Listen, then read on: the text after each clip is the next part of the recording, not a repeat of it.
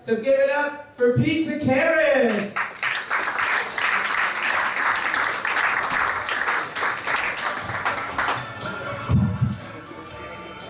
How you guys doing?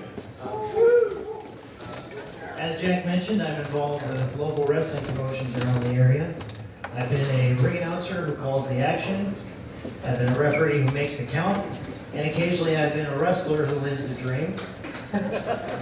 And on our last show, the opening match featured a tag team by the name of the Yellow Dogs, and it was exactly what you think. Two guys doing the dog gimmick with the ears and the tails, and it was pretty entertaining for the kids. Except a certain ring announcer got humped by both members of that tag team. As if that wasn't bad enough, the entire crowd chanted, "Pete got laid! Pete got laid!" Not what I was expecting for a first time, but I'll take it since it was inside a ring. My experiences with independent wrestling are much like these open mic nights. You perform in front of maybe 20 or 30 people for maybe enough money to eat that night and go on to the next one. But you do it because you're passionate about it, and you do it because you love it.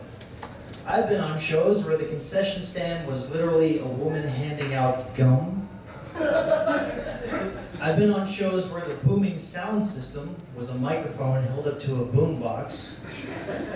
And I've been on shows where someone forgot the ring bell, so I actually had to go ding ding into the mic. You know you're in a strange business when the ring announcer says, "We don't have a flag, but please rise for the national anthem." I have this propensity to date crazy chicks. I don't know what it is. Like, I want a girl that's just a little bit crazy, not feeds Oreos to her 12 cats crazy. Like, I dated this one girl who said she thought about killing me. And she reassured me by saying, "No, hon, I think about killing other people too." Red flag on fire. I told her the meaning of the phrase, "Ow, you're bending it." Any Ghost Adventures fans here? Every time I watch that show, I always think what these guys are like on their sexcapades. Like, because they must get endless pussy for the work that they do, right? So I'm guessing it must be like, "At this moment, I detect a very sensual sexual presence in the vicinity. I see what looks like two very large and supple bosoms in the right-hand corner of the room. And at this point, my digital recorder picks up a disturbing EVP. Oh yes, oh yes, oh yes." And just when she's about to climax, Aaron Goodwin jumps out like, oh my God, dude, did you hear that, bro? I thought I saw something, bro." But I'm an avid fan. I just wonder what it's like for those guys. For those that don't know, I have cerebral palsy, which is a form of brain damage that affects the motor skills, motor functions. For me, it mostly affects my lower extremities. Hi-oh. No wonder I walk with a limp.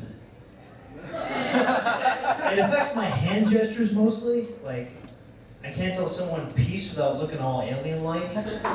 I can't tell someone I love you or rock on without looking like I got a broken hand.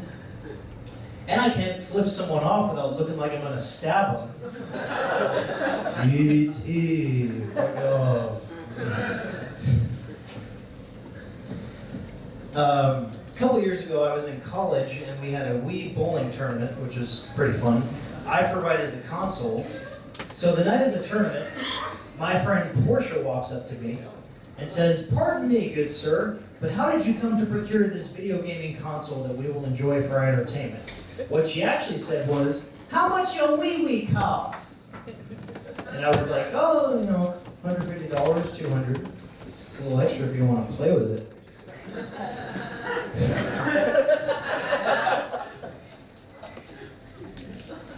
I live by myself. I've had my own apartment for about 5 years now. And I like having the serenity of solitude very much. Like, you know, I walk in the door and there's no one nagging me. I go to sleep and someone's like, "Oh, how was your day? What are you thinking about? Why are you thinking about that? Stop doing that. I'm trying to sleep." And, you know, I appreciate my solitude very much. But there are nights when it gets lonely. Like, when I have a girl in my room and she's moaning and screaming, it's because she has a raging, intense epiphany. And it's like, you know you're a true solitary person when you're trying to, make sex talk in bed, and she's like, oh, you're making me so hot, talk to me, and I'm like, the mail came a little later today than usual. Call on phone sex lines for company.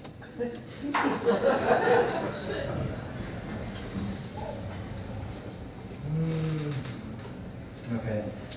You know you're a true nerd when you're receiving your very first hand job and the level select music from Super Mario World is playing in the background. If I remember correctly, it was World 3, Stage 4. I think I got it right. I've developed a case of OCD at my job, and I certainly realized something the other day. Like, women don't drive me crazy. Printer paper boxes that have twist ties cut off and not removed do. So, those are my quirks pretty much. And, when the magic does happen, and don't get it twisted, it does happen. Like, I figured, since I'm such a big wrestling fan, if I wanted to spice things up in the bedroom, I should just talk like the Ultimate Warrior. Like, I'd be trying to throw down my moves, and I'll be like, the family that I live for only breathes the air that smells of combat. And as my phallus creases your fallopian fortress, we will become one as we become closer to parts unknown. And I realize I'm talking to myself because she left.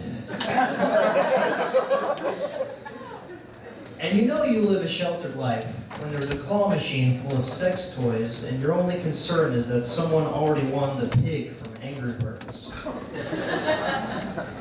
And you're certain of this sheltered life when you go into Dr. John's for the first time with the intent of purchase. And when you complete the transaction, you walk up to the lady behind the counter and say, thanks for the support. I didn't end up getting to use what I bought, but there's a silver lining in everything in this world, so if someone tries to break into the man cave, at least I got a pair of handcuffs.